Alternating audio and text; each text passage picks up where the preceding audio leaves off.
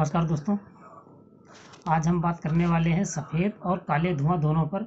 और engine load क्यों नहीं लेता है और इंजन सफ़ेद धुआं क्यों देता है, इसी पर आज बात करेंगे, चर्चा करेंगे।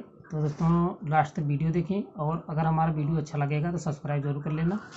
तो सबसे पहले दोस्तों बात करते हैं हम सफ़ेद धुआं की कि इंजन सफ़ेद धुआं कब देता है और किस कारण से देता है। दोस्तों इसका मेन कारण होता है कि जब लाइनर कट जाता है और जो रिंग होता है उसका ग्रुप बढ़ जाता है पिस्टन में, तो जो मोबिल होता है, जो ऑयल रिंग होती है उसके थ्रू ऊपर को चढ़ जाता है, क्योंकि कंप्रेसर से जब ऊपर को इसका मोबिल चढ़ता है तो पिस्टन पर जाता है तो वो जलने लगता है और जो धुआं है वो सफ़ेद हो जाता है और लोड भी कम लेता है इसकी वजह से। और एक कारण होता है कि इसके जो ब्रास होते हैं वो क्रैंक से चिपकने लगते हैं, यानी कि सीआर बेयरिंग।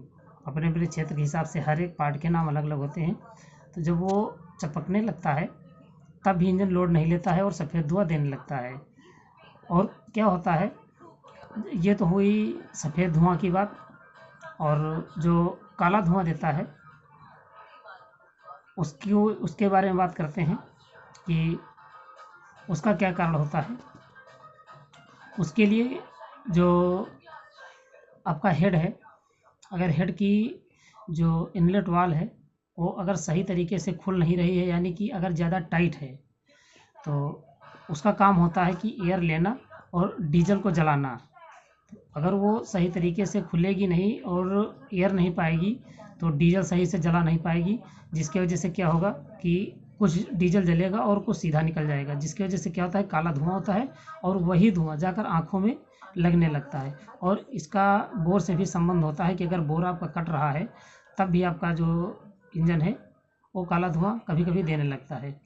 और क्या होता है कि जो आपका पंप जब आपका डैमेज हो जाता है तो इसकी ये पहचान होती है कि जब पिस्टन टॉप पर आए तब पंप को फोर्स करना चाहिए उस पर डीजल का, लेकिन क्या होता है कभी कभी पिस्टन आने के पहले या बाद में वो फोर्स कर देता है, वही डीजल जलता नहीं है, वही जाकर अब जला हुआ डीजल जो है बाहर निकलता है।